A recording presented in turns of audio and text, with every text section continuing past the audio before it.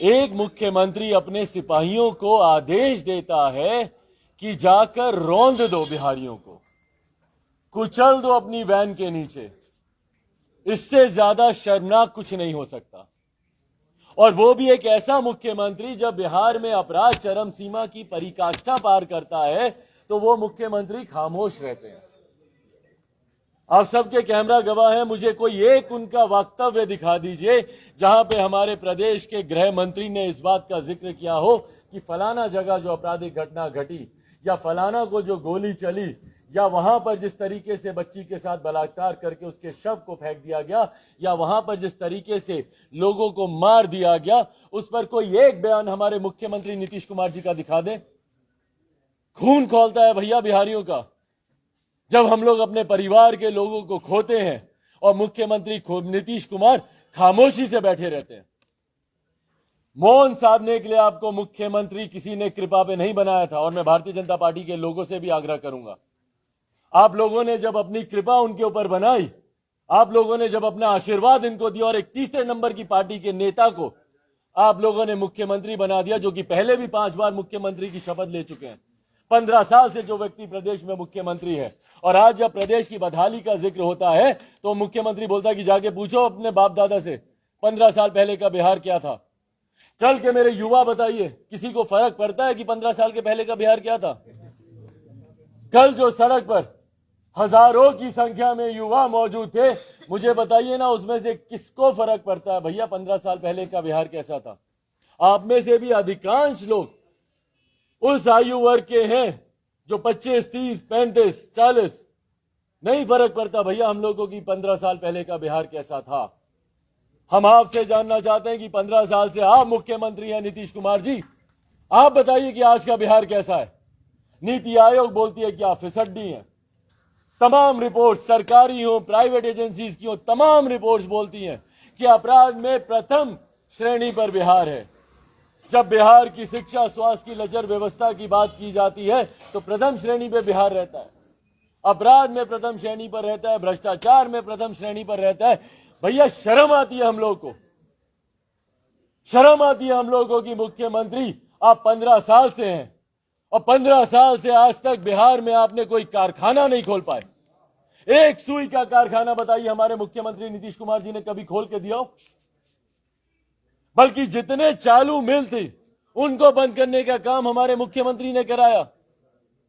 चीनी मिल हो, पेपर मिल हो, विभिन्न जिलों में चले जाइए और बोलते हैं कि भैया भूगोल ऐसा है कि बिहार में हम रोजगार नहीं ला सकते। क्यों जितने रिक्त पड़े पद हैं वो मुख्यमंत्री उसको भरने का काम नहीं करते? क्यों जितनी बंद मिलें पड़ी हैं आप उसको चालू करने का काम नहीं करते? अगर आपसे चालू नहीं होता तो यंग ब्रेन्स बहुत है मुख्यमंत्री जी बिहार में, बनाइए एक टीम, वाइबल प्रोजेक्ट आपको तैयार करके देंगे वो लोग कि भैया कैसे बंद पड़ी मिलों को चालू करवा कर उसको एक वाइबल प्रोजेक्ट बनाया जा सकता है। क्यों नहीं आज तक आपने निवेशकों को बिहार में बुलाया? क्यों नहीं उनसे आपने यहां पर निवेश करवाया, इन्वेस्ट कराया? क्यों नहीं आपने बिहार में टूरिज्म को प्रमोट कर बिहार में राजस्व बढ़ाने का आपने प्रयास किया? आप कर क्या रहे हैं मुख्यमंत्री नीतीश कुमार जी, मुझे बताइए ना। बिहारियों पर गोली चलवाने के अलावा, बिहारियों को जहरीली शराब पिलवाने के अलावा, पिलवाने शब्द का मैं इस्तेमाल कर रहा हूं क्योंकि ये शासन प्रशासन की संरक्षण में ये शराब पिलवाई जा रही है। बिहारियों को आज की तारीख में नशे का आदी बनाया जा रहा है भैया। ड्रग्स सप्लाई हो रही है बिहार में। युवा पीढ़ी को बर्बाद करने के मिशन पे निकले हमारे मुख्यमंत्री नीतीश कुमार। एक पूरी पीढ़ी मुख्यमंत्री नीतीश कुमार ने बर्बाद कर दी, हाशिए पे लाके खड़ी कर दी। जो पिछले 15 साल पहले, जो पहले फर्स्ट टाइम का जो वोटर होगा, जो 18 साल का हुआ होगा, 15 साल पहले 2005 की बात कर रहा हूं मैं, जिन्होंने पहली बार मुख्यमंत्री नीतीश कुमार को वोट किया होगा, वो पूरी पीढ़ी मुख्यमंत्री ने बर्बाद कर दी, सिर्फ झूठे वादे, झूठे सपने दिखाकर। उन लोगों से पूछिए जिनकी उम्र समाप्त होती जा रही है भैया, और वो अभी भी भर्ती का इंतजार कर रहे हैं। बार बार बार बार बार बार नियम कायदे कानून आप बदलते रहते हैं। विज्ञापन में कुछ छापते, एसटीटी के छात्र किस बात का हंगामा कर रहे हैं? सुनता है कोई इनके यहां? सुनता है कोई मुख्यमंत्री को के यहां?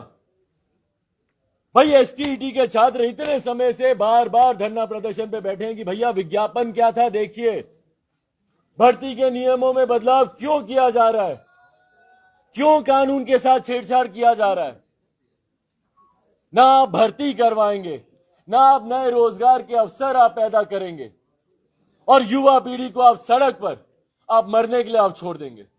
और यही युवा जब आपसे अपने हक अधिकारों की मांग करने के लिए जब सड़क पर उतरता है तो आप उस पर लाठियां चलाते हैं। कल मेरे कार्यकर्ताओं का क्या दोष था, मुझे बताएं, क्या दोष था मेरे कार्यकर्ताओं का? इस बात का जवाब चाहिए मुझे मुख्यमंत्री नीतीश कुमार से। क्यों मेरे कार्यकर्ताओं पे इस बर्बरता से लाठियां चलाई गई? तस्वीरें आप देखिए,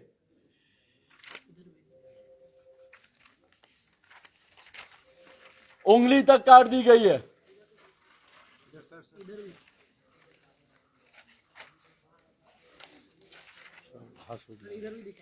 हमारे राष्ट्रीय अध्यक्ष युवा प्रकोष्ठ के प्रणव, उनकी रीढ़ की हड्डी में फ्रैक्चर दे दिया गया है।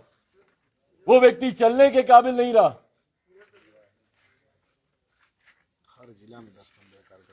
महिलाओं की हालत देखिए, सर फूटा है। ये वीडियो भी आप लोगों के पास है, जब उनके सर पे चोट लगी थी, पट्टी बांधी जा रही थी उनके सर पर। एक महिला के गाल पे इतनी जोर से आपने मारा कि गाल इतना सूज गया। भाई क्या दोष था मेरे कार्यकर्ताओं का, बताए ना मुझे। क्यों? क्योंकि वो अपने अधिकार की मांग कर रहे थे, आपको आपकी गलतियों का एहसास दिला रहे थे। भाई सबसे पहले तो मैं धन्यवाद दूंगा आप सबका, क्या हिम्मत दिखाई है आप लोगों ने, और यही सच्ची पत्रकारिता की पहचान है। और इस पहचान को कृपा करके आप लोग बनाए रखें। कल बिना लाठी डंडों का डर भय के आप लोग बीच मैदान में कूदे ताकि सही तस्वीरें जनता के सामने आए। मैं महिला पत्रकारों का मैं धन्यवाद करूंगा भाई, जिस हिम्मत के साथ, जिस साहस के साथ, निरंतरता से डट के खड़ी रही हैं। आप लोग डट के खड़े रहे अपने कैमरे की परवाह किए बिना। आप लोगों के ऊपर भी संभवतः कितनी लाठियां चली होंगी, आंसू गैस आपकी आंख में, नाक में, गले में। मैंने वॉइस चोक होती हुई देखी है जब लाइव रिपोर्टिंग आप लोग कर रहे थे। मैं दिल से हाथ जोड़कर आप सबका धन्यवाद करूंगा, क्योंकि ये सही तस्वीर जनता के बीच जानी जरूरी है, ताकि मुख्यमंत्री नीतीश कुमार जी का असली और घिनौना चेहरा जनता के सामने आए। मैं सही में मैं पूछना चाहता हूं, जब हम लोग शांतिपूर्वक जब हम लोग मार्च कर रहे थे, हम लोग जेपी गोलंबर से लेकर डाक बंगला चौक तक हम लोग शांतिपूर्वक तरीके से हम लोग आए। और मुझे नहीं पता तथ्य क्या है, सच्चाई क्या है, मैं कोई गलत कमेंट नहीं करना चाहता, पर यह प्रश्न जरूर उठता है कि जब हम लोग जेपी गोलंबर से डाक बंगला चौक तक हम लोग आए, उस रोड के ऊपर उल्टी दिशा में एक बस पार्क करके रखी गई थी। वो बस क्यों पार्क की गई थी भैया, बताएं हमको।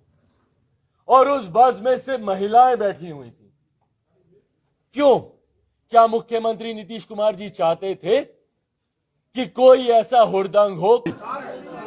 कुछ समय पूर्व स्वर कोकिला कही जाने वाली भारत रत्न आदरणीय लता मंगेशकर जी का दुखद निधन हुआ, और आज पुनः संगीत की दुनिया के दिग्गज,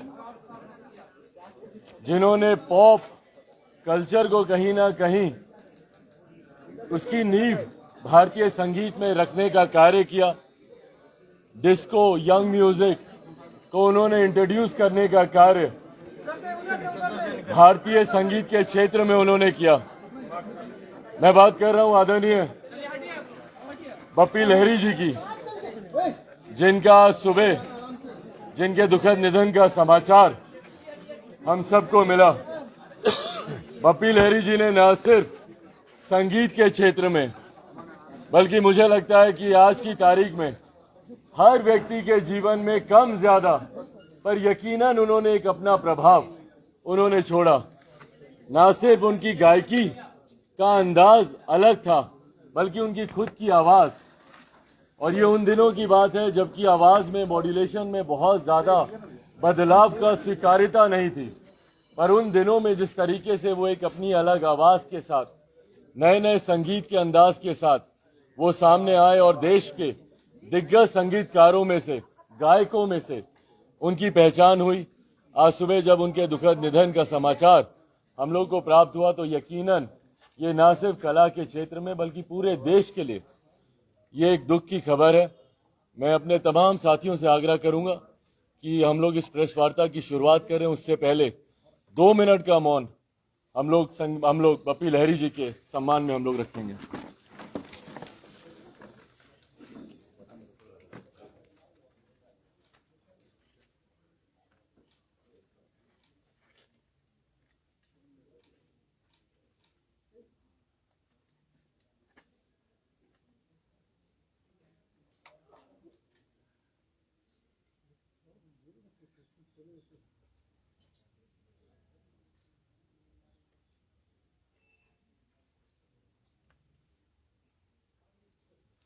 ओम शांति। हाँ और फोटोग्राफ दिखा दीजिए। नहीं, हम आपको दे देंगे सारा।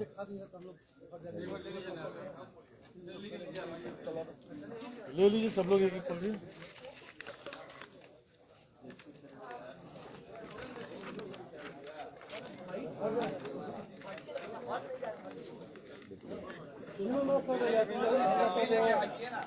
देखिए कितने कार्यकर्ताओं की पिटाई हुई हम लोग।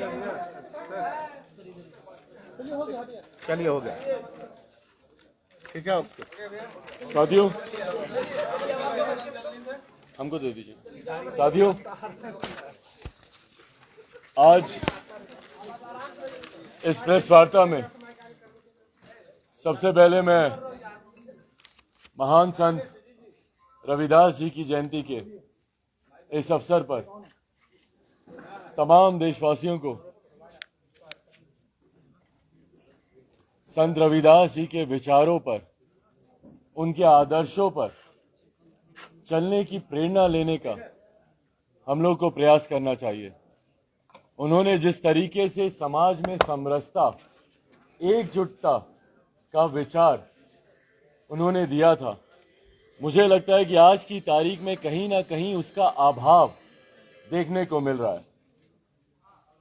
महान संत रविदास जी ने हमेशा समाज के विभिन्न वर्गों को एकजुट होकर, एकत्रित होकर एक बेहतर समाज की नींव रखने का उन्होंने प्रयास किया था। पर आज मुझे दुख इस बात का होता है कि जब अपने ही प्रदेश के लोग एक दूसरे के खून के प्यासे हो जाते हैं। कल जिस तरीके से दुखद दृश्य हम लोगों को देखने को मिला, जहां पर शासन प्रशासन तंत्र के वो लोग जिनको बिहारियों की सुरक्षा का उत्तरदायित्व दिया गया है, वो ही अगर बिहारियों के खून के प्यासे हो जाएं, तो इससे ज्यादा शर्मनाक, दुखद, निंदनीय और कुछ नहीं हो सकता। किनके इशारों पे, मैं व्यक्ति विशेष पे मैं कोई टिप्पणी नहीं कर रहा हूं, मैं उन पुलिस कर्मियों पे कोई टिप्पणी नहीं कर रहा हूं, क्योंकि वो भी ऊपर से मिले अपने आदेशों का पालन कर रहे थे। उनके खिलाफ मेरे मन में कुछ नहीं है, पर जिनके द्वारा उनको निर्देश दिए गए, हमारे प्रदेश के गृह मंत्री, जो कि दुर्भाग्यवश हमारे मुख्यमंत्री भी हैं, एक मुख्यमंत्री अपने सिपाहियों को आदेश देता है कि जाकर रौंद दो बिहारियों को, कुचल दो अपनी वैन के नीचे। इससे ज्यादा शर्मनाक कुछ नहीं हो सकता। और वो भी एक ऐसा मुख्यमंत्री, जब बिहार में अपराध चरम सीमा की पराकाष्ठा पार करता है तो वो मुख्यमंत्री खामोश रहते हैं। आप सबके कैमरा गवाह हैं, मुझे कोई एक उनका वक्तव्य दिखा दीजिए जहां पे हमारे प्रदेश के गृह मंत्री ने इस बात का जिक्र किया हो कि फलाना जगह जो आपराधिक घटना घटी, या फलाना को जो गोली चली, या वहां पर जिस तरीके से बच्ची के साथ बलात्कार करके उसके शव को फेंक दिया गया, या वहां पर जिस तरीके से लोगों को मार दिया गया, उस पर कोई एक बयान हमारे मुख्यमंत्री नीतीश कुमार जी का दिखा दे। खून खौलता है भैया बिहारियों का जब हम लोग अपने परिवार के लोगों को खोते हैं और मुख्यमंत्री नीतीश कुमार खामोशी से बैठे रहते हैं। मौन साधने के लिए आपको मुख्यमंत्री किसी ने कृपा पे नहीं बनाया था, और मैं भारतीय जनता पार्टी के लोगों से भी आग्रह करूंगा, आप लोगों ने जब अपनी कृपा उनके ऊपर बनाई, आप लोगों ने जब अपना आशीर्वाद इनको दिया, और एक तीसरे नंबर की पार्टी के नेता को आप लोगों ने मुख्यमंत्री बना दिया, जो कि पहले भी 5 बार मुख्यमंत्री की शपथ ले चुके हैं। 15 साल से जो व्यक्ति प्रदेश में मुख्यमंत्री है, और आज जब प्रदेश की बदहाली का जिक्र होता है तो मुख्यमंत्री बोलता है कि जाके पूछो अपने बाप दादा से, 15 साल पहले का बिहार क्या था? कल के मेरे युवा बताइए, किसी को फर्क पड़ता है कि 15 साल के पहले का बिहार क्या था? कल जो सड़क पर हजारों की संख्या में युवा मौजूद थे, मुझे बताइए ना, उसमें से किसको फर्क पड़ता है भैया 15 साल पहले का बिहार कैसा था? आप में से भी अधिकांश लोग उस आयु वर्ग के हैं जो 25, 30, 35, 40। नहीं फर्क पड़ता भैया हम लोगों की 15 साल पहले का बिहार कैसा था। हम आपसे जानना चाहते हैं कि 15 साल से आप मुख्यमंत्री हैं नीतीश कुमार जी, आप बताइए कि आज का बिहार कैसा है? नीति आयोग बोलती है कि आप फिसड्डी हैं। तमाम रिपोर्ट, सरकारी हो, प्राइवेट एजेंसीज की हो, तमाम रिपोर्ट्स बोलती हैं कि अपराध में प्रथम श्रेणी पर बिहार है। जब बिहार की शिक्षा, स्वास्थ्य की लचर व्यवस्था की बात की जाती है तो प्रथम श्रेणी पर बिहार रहता है। अपराध में प्रथम श्रेणी पर रहता है, भ्रष्टाचार में प्रथम श्रेणी पर रहता है। भैया शर्म आती है हम लोग को, शर्म आती है हम लोगों की मुख्यमंत्री आप 15 साल से हैं और 15 साल से आज तक बिहार में आपने कोई कारखाना नहीं खोल पाए। एक सुई का कारखाना बताइए हमारे मुख्यमंत्री नीतीश कुमार जी ने कभी खोल के दिया हो? बल्कि जितने चालू मिल थी उनको बंद करने का काम हमारे मुख्यमंत्री ने कराया। चीनी मिल हो, पेपर मिल हो, विभिन्न जिलों में चले जाइए और बोलते हैं कि भैया भूगोल ऐसा है कि बिहार में हम रोजगार नहीं ला सकते। क्यों जितने रिक्त पड़े पद हैं वो मुख्यमंत्री उसको भरने का काम नहीं करते? क्यों जितनी बंद मिलें पड़ी हैं आप उसको चालू करने का काम नहीं करते? अगर आपसे चालू नहीं होता तो यंग ब्रेन्स बहुत है मुख्यमंत्री जी बिहार में। बनाइए एक टीम, वाइबल प्रोजेक्ट आपको तैयार करके देंगे वो लोग कि भैया कैसे बंद पड़ी मिलों को चालू करवा कर उसको एक वाइबल प्रोजेक्ट बनाया जा सकता है। क्यों नहीं आज तक आपने निवेशकों को बिहार में बुलाया? क्यों नहीं उनसे आपने यहां पर निवेश करवाया, इन्वेस्ट कराया? क्यों नहीं आपने बिहार में टूरिज्म को प्रमोट कर बिहार में राजस्व बढ़ाने का आपने प्रयास किया? आप कर क्या रहे हैं मुख्यमंत्री नीतीश कुमार जी? मुझे बताइए ना, बिहारियों पर गोली चलवाने के अलावा, बिहारियों को जहरीली शराब पिलवाने के अलावा। पिलवाने शब्द का मैं इस्तेमाल कर रहा हूं क्योंकि ये शासन प्रशासन की संरक्षण में ये शराब पिलवाई जा रही है। बिहारियों को आज की तारीख में नशे का आदी बनाया जा रहा है भैया। ड्रग्स सप्लाई हो रही है बिहार में। युवा पीढ़ी को बर्बाद करने के मिशन पे निकले हमारे मुख्यमंत्री नीतीश कुमार। एक पूरी पीढ़ी मुख्यमंत्री नीतीश कुमार ने बर्बाद कर दी, हाशिए पे लाके खड़ी कर दी। जो पिछले 15 साल पहले, जो पहले फर्स्ट टाइम का जो वोटर होगा, जो 18 साल का हुआ होगा, 15 साल पहले 2005 की बात कर रहा हूं मैं, जिन्होंने पहली बार मुख्यमंत्री नीतीश कुमार को वोट किया होगा, वो पूरी पीढ़ी मुख्यमंत्री ने बर्बाद कर दी। सिर्फ झूठे वादे, झूठे सपने दिखाकर। उन लोगों से पूछिए जिनकी उम्र समाप्त होती जा रही है भैया और वो अभी भी भर्ती का इंतजार कर रहे हैं। बार बार बार बार बार बार नियम कायदे कानून आप बदलते रहते हैं। विज्ञापन में कुछ छापते, एसटीटी के छात्र किस बात का हंगामा कर रहे हैं? सुनता है कोई इनके यहां? सुनता है कोई मुख्यमंत्री को के यहां? भाई एसटीटी के छात्र इतने समय से बार बार धरना प्रदर्शन पे बैठे हैं कि भैया विज्ञापन क्या था देखिए, भर्ती के नियमों में बदलाव क्यों किया जा रहा है, क्यों कानून के साथ छेड़छाड़ किया जा रहा है। ना आप भर्ती करवाएंगे, ना आप नए रोजगार के अवसर आप पैदा करेंगे और युवा पीढ़ी को आप सड़क पर आप मरने के लिए आप छोड़ देंगे। और यही युवा जब आपसे अपने हक अधिकारों की मांग करने के लिए जब सड़क पर उतरता है तो आप उस पर लाठियां चलाते हैं। कल मेरे कार्यकर्ताओं का क्या दोष था मुझे बताएं, क्या दोष था मेरे कार्यकर्ताओं का? इस बात का जवाब चाहिए मुझे मुख्यमंत्री नीतीश कुमार से। क्यों मेरे कार्यकर्ताओं पे इस बर्बरता से लाठियां चलाई गई? तस्वीरें आप देखिए,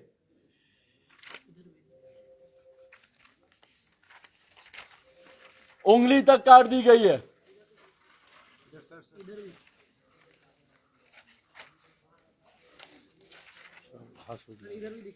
हमारे राष्ट्रीय अध्यक्ष युवा प्रकोष्ठ के प्रणव, उनकी रीढ़ की हड्डी में फ्रैक्चर दे दिया गया है।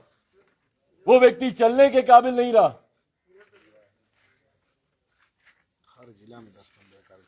महिलाओं की हालत देखिए, सर फूटा है। ये वीडियो भी आप लोगों के पास है, जब उनके सर पे चोट लगी थी, पट्टी बांधी जा रही थी उनके सर पर। एक महिला के गाल पे इतनी जोर से आपने मारा कि गाल इतना सूज गया। भाई क्या दोष था मेरे कार्यकर्ताओं का, बताएं ना मुझे। क्यों? क्योंकि वो अपने अधिकार की मांग कर रहे थे, आपको आपकी गलतियों का एहसास दिला रहे थे। भाई सबसे पहले तो मैं धन्यवाद दूंगा आप सबका, क्या हिम्मत दिखाई है आप लोगों ने, और यही सच्ची पत्रकारिता की पहचान है, और इस पहचान को कृपा करके आप लोग बनाए रखें। कल बिना लाठी डंडों का डर भय के आप लोग बीच मैदान में कूदे ताकि सही तस्वीरें जनता के सामने आए। मैं महिला पत्रकारों का मैं धन्यवाद करूंगा भाई, जिस हिम्मत के साथ, जिस साहस के साथ, निरंतरता से डट के खड़ी रही हैं। आप लोग डट के खड़े रहे अपने कैमरे की परवाह किए बिना। आप लोगों के ऊपर भी संभवतः कितनी लाठियां चली होंगी, आंसू गैस आपकी आंख में, नाक में, गले में।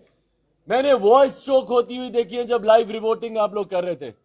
मैं दिल से हाथ जोड़कर आप सबका धन्यवाद करूंगा, क्योंकि ये सही तस्वीर जनता के बीच जानी जरूरी है, ताकि मुख्यमंत्री नीतीश कुमार जी का असली और घिनौना चेहरा जनता के सामने आए। मैं सही में मैं पूछना चाहता हूं, जब हम लोग शांतिपूर्वक, जब हम लोग मार्च कर रहे थे, हम लोग जेपी गोलंबर से लेकर डाक बंगला चौक तक हम लोग शांतिपूर्वक तरीके से हम लोग आए, और मुझे नहीं पता तथ्य क्या है, सच्चाई क्या है, मैं कोई गलत कमेंट नहीं करना चाहता, पर यह प्रश्न जरूर उठता है कि जब हम लोग जेपी गोलंबर से डाक बंगला चौक तक हम लोग आए, उस रोड के ऊपर उल्टी दिशा में एक बस पार्क करके रखी गई थी।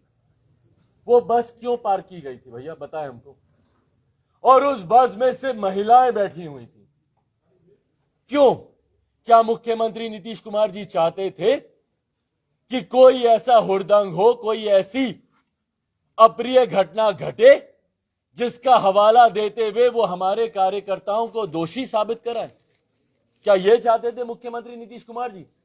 महिलाओं से भरी हुई बस को उल्टी दिशा में क्यों पार्क करके रखा गया था, इस बात का जवाब दे मुख्यमंत्री नीतीश कुमार। कौन सी बस थी वो?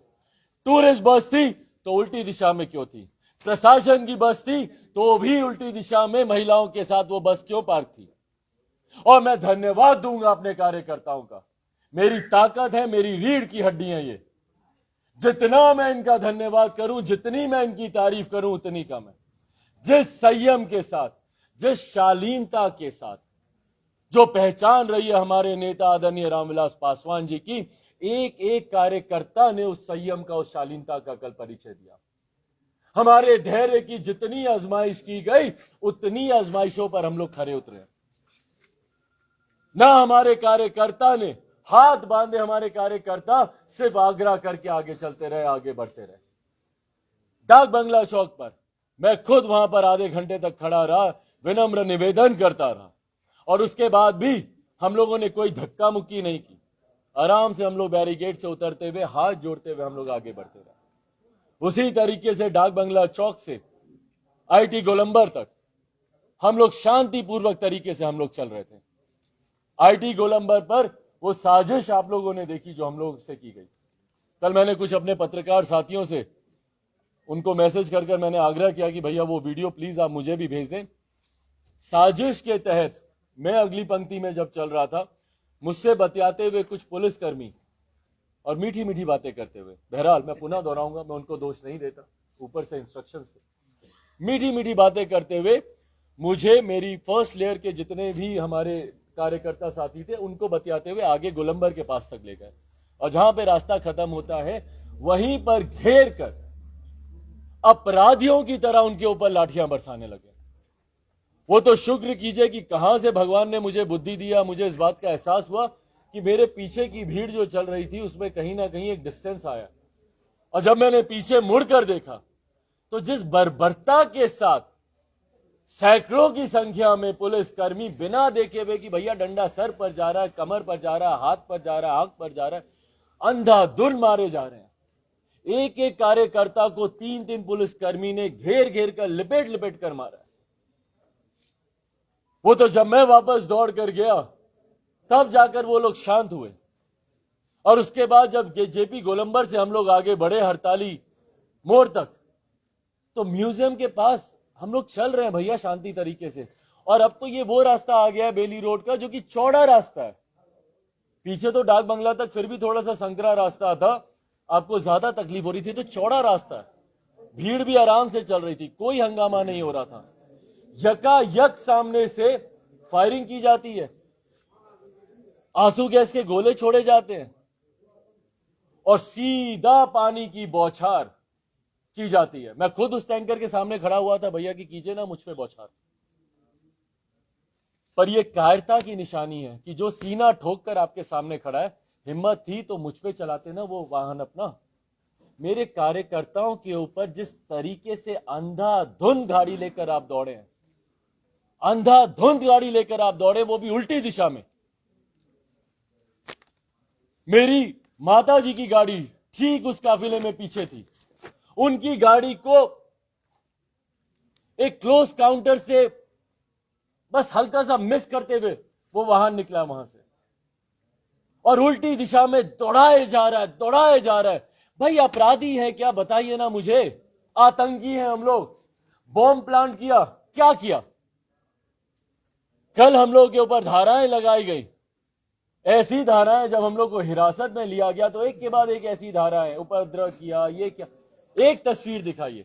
हाँ मैं जरूर मानूंगा, क्योंकि कुछ मीडिया चैनल ने एक वो फुटेज दिखाई जहां पे हमारे कुछ साथी संभवतः उसी वाहन पर, भैया आक्रोश आएगा, मैं भी दौड़ा था उस वाहन के पीछे। एक गलती सोच लीजिए, भाई जो चला रहा है वो भले किसी के भी आदेश पे चला रहा है, मानव ही है ना वो। एक गलती से भी स्टीयरिंग का बाएं दाएं जाना, किसी गाड़ी के ऊपर चल जाता, किसी टेम्पू के ऊपर, किसी 3 व्हीलर के ऊपर, भाई उम्र भर हम लोग अपने आप को माफ नहीं कर पाते। मेरे कार्यकर्ता के पांव के ऊपर अगर एक पहिया चढ़ जाता, कौन उसका जिम्मेदार होता? और उसके बाद भी हम लोगों ने शांतिपूर्वक वहां पर गिरफ्तारी हम लोगों ने दी। जब आप आए हम लोग को गिरफ्तार करने, शांतिपूर्वक तरीके से हम लोग गिरफ्तारी हम लोगों ने दी। और गिरफ्तारी के बाद जिस तरीके से हमारे कार्यकर्ताओं में, अरे नहीं वो तो मेमोरेंडम देने गए हैं, ये देने गए, आप सच्चाई बताइए ना कार्यकर्ताओं को। आप बोलिए कि भाई हम आपके नेता को गिरफ्तार करके लेके जा रहे हैं।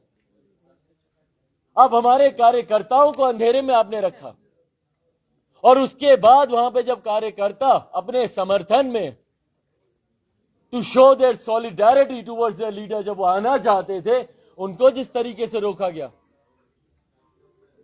भाई पिछले 44 साल में पहली बार मेरी मदर को रोका गया अपने बेटे से मिलने के लिए। 44 साल से वो बिहार आ रही हैं। जब पहली बार शादी कर मेरे पिताजी के साथ जब वो बिहार आई थी, तब से लेकर आज तक बिहार की हर सुख दुख की घड़ी में वो मजबूती से खड़ी रही। क्या क्या आरोप उनके ऊपर नहीं लगाए जाते, क्या क्या निजी टिप्पणियां उनके ऊपर नहीं की जाती। पंजाबी हैं, ये हैं, वो हैं। कोई ऐसा रीति रिवाज, धर्म बता दीजिए मुझे जो उन्होंने बिहारी संस्कृति के हिसाब से उन्होंने ना किया हो। उनकी वेशभूषा, उनका पहनावा मुझे बता दीजिए जो उन्होंने बिहारी संस्कृति के हिसाब से ना किया हो।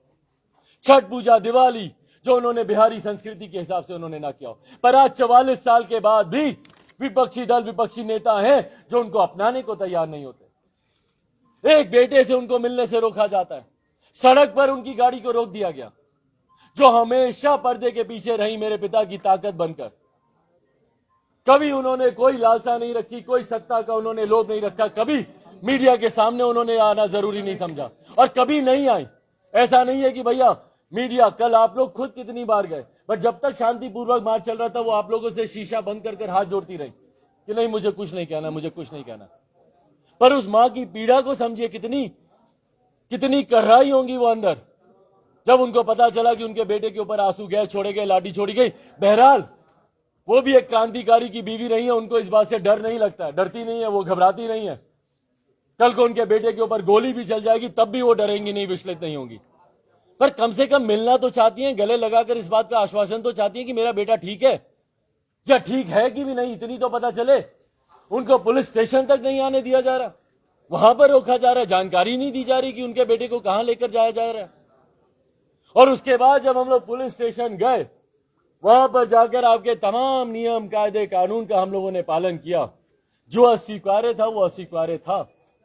151 धारा हम लोग नहीं मानते कि हम लोगों पे लगनी चाहिए, वो हम लोगों ने उसको रिजेक्ट की।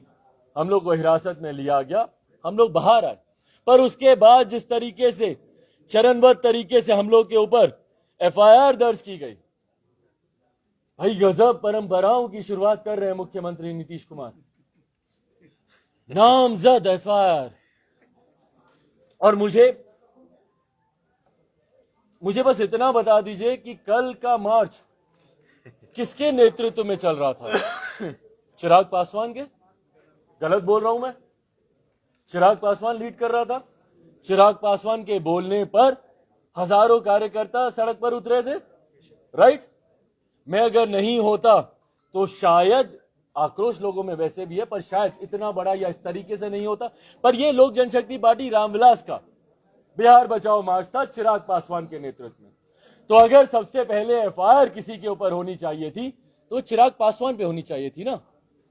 आज अगर चिराग पासवान नहीं होता तो और अनेकों मार्च होते, पर यह बिहार बचाओ मार्च 15 तारीख का नहीं होता।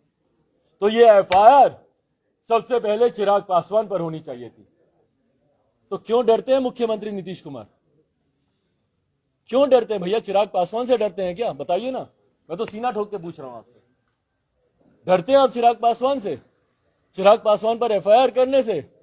हाँ, आदेश दिए कि मेरे कार्यकर्ताओं को कुचल दो गाड़ी के नीचे, पर अगर चिराग पासवान दिखे तो उठी हुई लाठी नीचे कर लेना भैया। चिराग को खरोच नहीं आनी चाहिए। आ गई तो ये बच्चा नेता बन जाएगा। गलत बोल रहा हूं क्या? हाँ? रिपब्लिकन न्यूज से जुड़ने के लिए सब्सक्राइब बटन दबाकर चैनल को सब्सक्राइब करें। नोटिफिकेशन प्राप्त करने के लिए यहाँ बेल को दबाएं। वीडियो अच्छा लगे तो लाइक करें और दोस्तों के साथ शेयर करना ना भूलें।